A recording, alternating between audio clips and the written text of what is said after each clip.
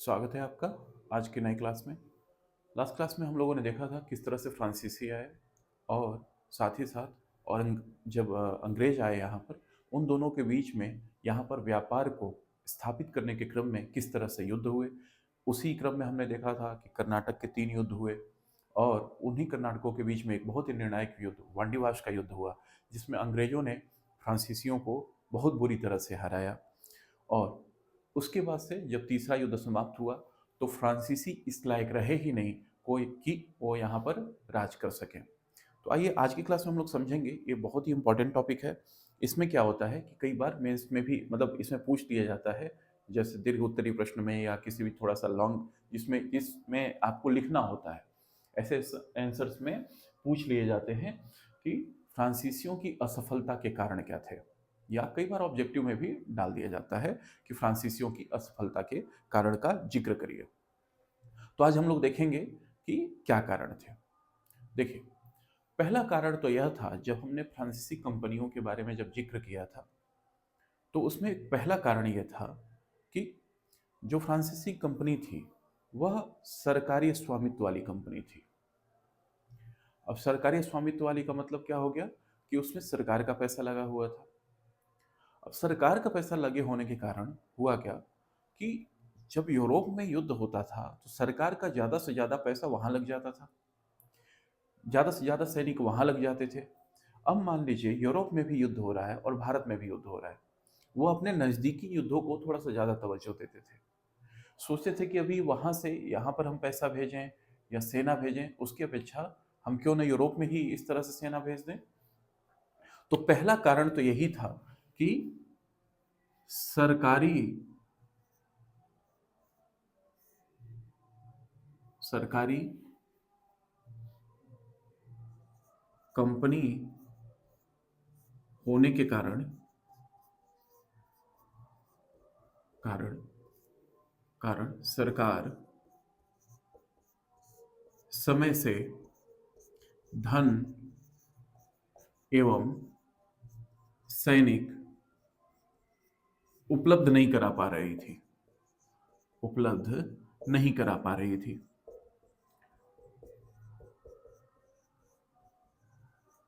दूसरा कारण क्या था? दूसरा कारण इसमें यह था कि नौसैनिक श्रेष्ठता। नौसैनिक श्रेष्ठता मतलब, देखिए, जो इंग्लैंड के सैनिक थे वह ज़्यादा ही प्रशिक्षित थे एज कंपेयर टू फ्रांसीसी सैनिकों के। उनका प्रशिक्षण बहुत ही अच्छे से होता था, साथ ही साथ उनकी संख्या भी फ्रांसीसी कंपनी की तुलना में बहुत ही ज़्यादा थी। जाहिर सी बात है, प्रशिक्षण भी अच्छा और क्षमता भी अधिक, तो यहाँ पर अंग्रेजों ने फ्रांसीसियों को मात दे दिया। यह सब कारण थे, ये सब कारण थे ताकि अंग्रेज यहाँ पर जम पाए। तो दूसरा क्या था? अंग्रेज अंग्रेजों की नौसैनिक श्रेष्ठता।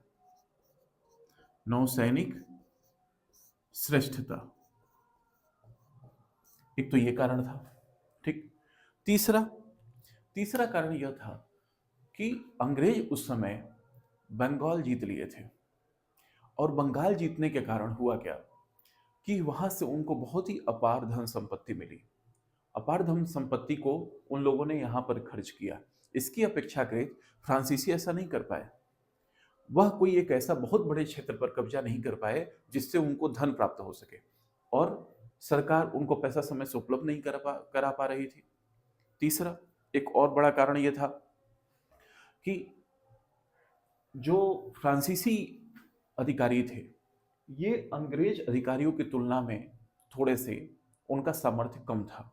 ये हम लोग कैसे कह सकते हैं? हुआ क्या कि सरकारी कंपनी थी, अब उस सरकार के जो पसंदीदा लोग थे ऐसे लोग भी आ जाते थे। अब ऐसे लोग आते थे तो उसमें कोई योग्यता का मापदंड नहीं था। मान लीजिए, अगर मैं किसी बहुत बड़े पद पे हूँ और अगर ऐसा लगता है कि अगर मैं इस तरह से हो जाऊं कि अपने पसंदीदा लोगों को भर्ती करना चालू कर दूं, तो इससे क्या हो जाएगा, एक्सपर्टीज की कमी हो जाएगी। जैसे मान लीजिए किसी पसंदीदा व्यक्ति को अगर हमने हॉस्पिटल में डाल दिया, ठीक, उसको उसका कुछ काम ही नहीं आता है, तो बेड़ा गर्क ही करेगा ना। इसलिए जो लोग जिसमें एक्सपर्टीज रखते हैं उसको उस क्षेत्र में आप डालिए। ऐसा फ्रांसीसी नहीं कर पाए। वो लोग अपने पसंदीदा लोगों को भेजते थे, जो कि एक बहुत बड़ा कारण बना यहाँ पे असफल होने का।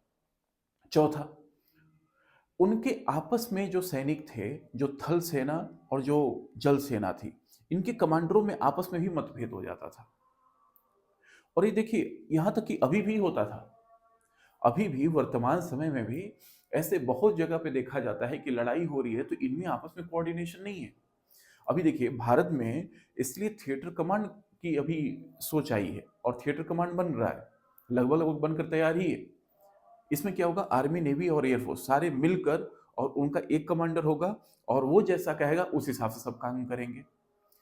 तो अंग्रेज वहां पे पहले मिलकर काम करते थे, फ्रांसीसी नहीं कर पाए तो ये भी उनकी असफलता का एक बहुत बड़ा कारण था। साथ ही साथ फ्रांसीसी कंपनी जो थी वो थोड़ा सी दुर्बल थी।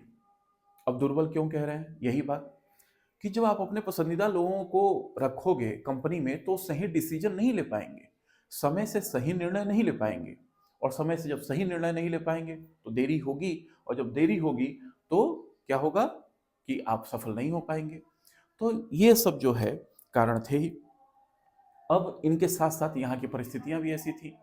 हुआ क्या कि देखिए, फ्रांसीसियों ने, आपने देखा होगा, अधिकतर दक्षिण भारत में ही फंसे रह गए। फ्रांसीसी अधिकतर दक्षिण भारत में ही फंसे रह गए यहां पर चंद्रनगर की तरफ, बंगाल में, लेकिन उनको बहुत ज्यादा सफलता नहीं मिली। साथ ही साथ फ्रांस की सरकार ने एक बहुत गलत कदम उठाया। क्या, यहां पर जो डुबले था, जो कि उनका सबसे प्रभावशाली यहां पर गवर्नर था, उसको उन्होंने बुला लिया लगभग 54 में, 1754 में। देखिए, उसके 3 साल बाद ही बक्सर की लड़ाई हुई। अगर वो कुछ सालों तक यहां पर और रह जाता, कुछ साल अगर यहां पर रह जाता, तो शायद उनकी स्थिति और बेहतर हो सकती थी। लेकिन जब वो यहां से गया तो उसकी जगह पर एक लाली नाम का एक कमांडर आया, और जो लाली था उसके अंदर इतनी क्षमता नहीं थी जितनी डुप्ले की थी। इसका मतलब सही जगह पर सही निर्णय न लेकर किसी अयोग्य या कम योग्य के व्यक्ति को ऐसे जगह पर लगा देना जो कि बहुत ज्यादा महत्वपूर्ण हो। लाली को के बारे में हमने बताया था कि वह युद्ध क्षेत्र से ही भाग गया था वांडीवास का जब युद्ध हुआ। बाद में वहां पर उसको 1761 में फांसी दे दी गई थी। ठीक, तो यह सब कारण थे फ्रांसीसियों की असफलता के, और अंग्रेजों के सफल होने में उनकी कमजोरी, फ्रांसीसियों की कमजोरी बहुत ज्यादा सहायक हो गई। ठीक, तो यह था हमारा फ्रांसीसियों की असफलता का कारण। अब अगला जो हम लोग इसी में टॉपिक देखेंगे, यह टॉपिक लास्ट जो यूरोपीय कंपनी आई वह डेनिश कंपनी आई, उसके बारे में अभी हम लोग देखते हैं। क्योंकि डेनिश कंपनी के बारे में बहुत ज़्यादा आपको किसी भी बुक में नहीं मिलेगा। उसका कारण है क्योंकि वह उन्होंने बहुत ज़्यादा व्यापार पर ही नहीं ध्यान दिया, और ना ही यहाँ के राजनीति में उन्होंने दखल अंदाजी की, ना ही उन्होंने राजनीति में दखल अंदाजी की। ठीक है, तो उसके बारे में हम लोग देखते हैं। डेनिश कंपनी,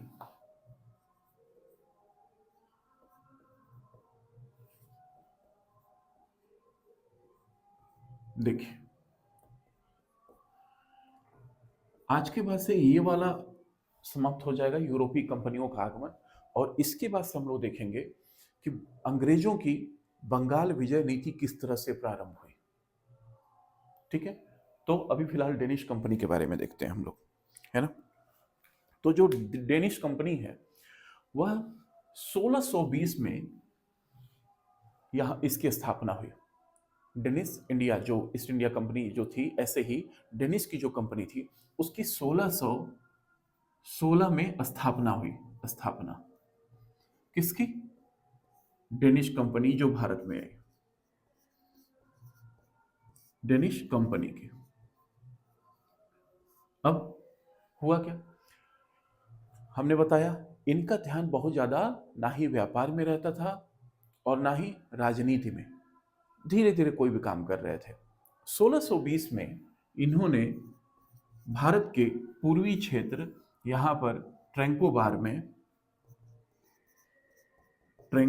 में एक अपनी फैक्ट्री की स्थापना किया, ठीक है, एक कारखाना लगाया, और कारखाना लगाने के साथ ही इन्होंने अपना व्यापार चालू कर दिया।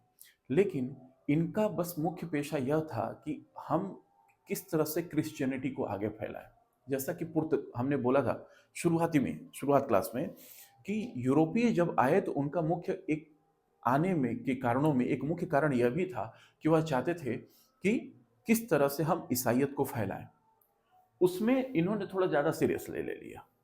ये कहे व्यापार वगैरह तो होता रहेगा, ठीक है, आइए क्यों नहीं पहले हम इस ईसाइयत को फैलाते हैं।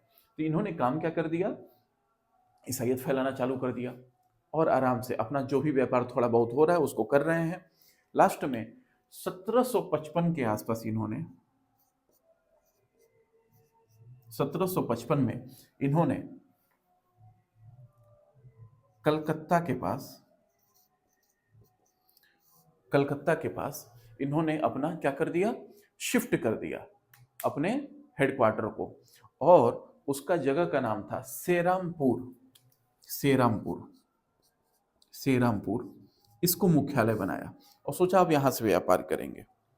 और यहां से व्यापार करने के बाद से लास्ट में उन्होंने को लगा कि बहुत हो चुका व्यापार, तो उन्होंने अपनी कंपनी को 1855 के आसपास उन्होंने क्या कर दिया, 1854 में उन्होंने अंग्रेजों को बेच दिया। कहे कि अब तुम ही संभालो, हम बहुत कर लिए जो करना था, ईसाइयत जितनी फैलानी थी फैला लिए, जितना व्यापार करना था हमने कर लिया, अब आप इसको संभालिए। बस वहां से डेनिश कंपनी भी, तो शुरुआत वहां से डेनिश कंपनी लगभग लगभग समाप्ति हो गई।